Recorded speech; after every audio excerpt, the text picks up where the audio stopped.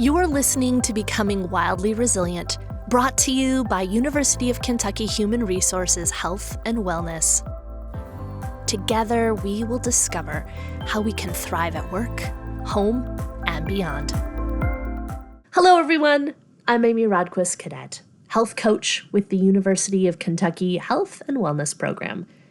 Welcome to Becoming Wildly Resilient Practices, where we'll explore research-based tools and tips that help us thrive more in the areas of life that matter most. More than ever, science is confirming what many indigenous cultures have always known. Our well-being is deeply linked to the state of the natural world around us. Have you ever noticed how a walk in the woods clears your mind? Or how digging your hands into the soil makes you feel more grounded? That's not just a nice feeling. It's backed by science. Today, we're talking about environmental well-being and how reconnecting with nature can restore something essential within us. As Dr. Erin Haynes was talking about with Sebastian on the podcast earlier this month, environmental wellness has a huge impact on our health and well-being. Our connection to the natural world isn't just emotional. It's physiological, neurological, psychological. It's all the logicals, everybody. From reduced stress and better memory to stronger immunity and even better ethical behavior, the science is clear. The health of the earth and the health of humans living on earth are deeply interwoven. Let's talk about 5 practical research-based tools and tips to help boost environmental well-being. Number 1, take a 15-minute nature walk a few times a week. This research is really based on Kaplan's attention restoration theory. And here's why it works. When we are out in nature, our memory is improved. We can reduce those feelings of rumination. Being in nature helps to restore our attention and lower our cortisol stress hormone. And guess what? You don't have to be in the middle of nowhere for it to work. Urban parks count. Being at the UK Arboretum counts. The key here is to keep the phones away, to walk slowly and engage your 5 senses. Bring as many of your senses out on the walk with you as possible. Slow it down. This is not your cardiovascular walk where you are going so fast you're a little bit out of breath. This is a slow, mindful walk that invites you to pay attention to the world around you. Number 2, do a 40-second micro break that's green. This research comes from Lee and Aldrich, and what they've found is that viewing natural scenes for just 40 seconds can improve concentration and lower mental fatigue. This might look like putting a beautiful picture on your screensaver. Maybe it's placing a picture of a forest, stream, or a tree near your computer on your desk. Or better yet, have a real-life plant in your office or beautiful flowers every once in a while. The key is to change it up. Our brain stops noticing things we see every day. So keep those pictures fresh. Number 3, use nature soundscapes for stress recovery. This research is based on the work of how sounds in nature reduce our sympathetic nervous system activity and increase our parasympathetic nervous system response. This idea that nature-based sounds invite our calm response. Here's why it works. Soothing sounds like water, wind, or bird songs help to calm the nervous system, even when it's not live, even when it's just recorded or on an app. The invitation is to play a 5-minute soundscape before you go to sleep, or tune into nature sounds when you are on a stressful work commute, or you've just had a conflict with a colleague, or you're needing to write a really difficult email. Being able to focus on those natural soundscapes can really help get your parasympathetic nervous system back online. Now, here's the thing. What might work for me might not work for you when it comes to sounds. For me, I remember not so long ago listening to nighttime sounds, and there was this one cricket, and it was driving me bananas.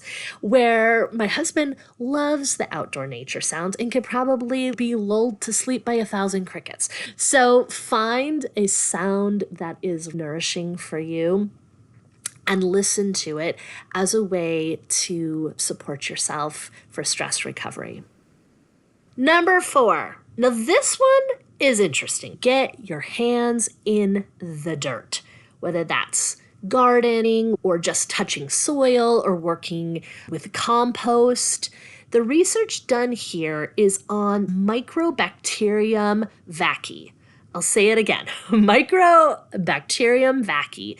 When we are exposed to this microbacterium, it supports serotonin production, and according to the research of Lowry, it can help reduce anxiety.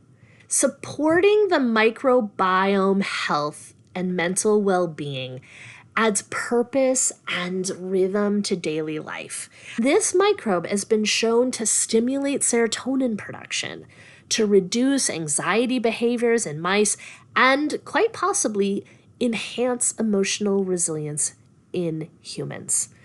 Essentially, soil exposure activates the immune system and creates a calming effect. Get your hands in real dirt every now and again.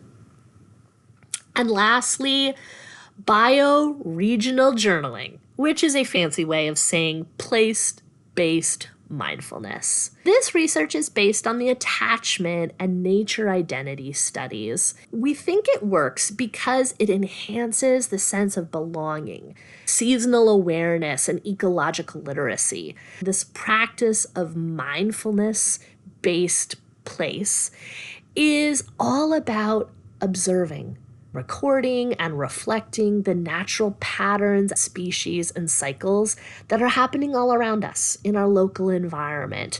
That's your bioregion.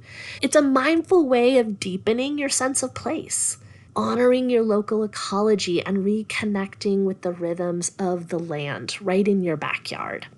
When we know and feel connected to our local place, it increases our psychological resilience.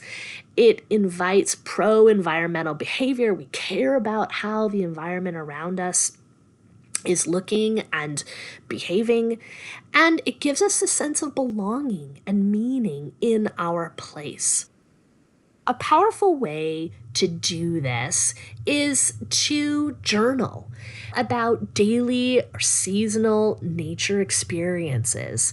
It connects us strongly with the nature sensations that are happening around us. Notice and write down what's blooming, what birds and insects are active, what changes in light, temperature, wind, and scent happen throughout the year. You can choose to sit in the same spot, maybe a park bench or your tree in your backyard, and you watch it throughout all the seasons. Maybe it's just standing in the same place on your deck every week. Wherever it is, tap into what is happening in that place. What's happening in June? What's happening in December? How does that same tree look different in September? You really begin to see how the nature-based rhythms are changing in the world right outside of your door. Maybe even journal about what story is the land telling today. And over time, this builds a personal ecological archive and a strong sense of connection with this place. So, environmental well-being isn't just about saving the planet. It's about restoring balance in our own lives. Start small, stay curious, and let nature guide you back towards more connection to yourself and to the land. Let us know what you tried. What was helpful and restorative? We'd love to know. Thanks for joining me today and practicing together, because practice makes possible, and that's how we become more wildly resilient. So until next time, keep practicing and be well. Thank you for listening to Becoming Wildly Resilient. This podcast is brought to you by University of Kentucky Human Resources Health and Wellness.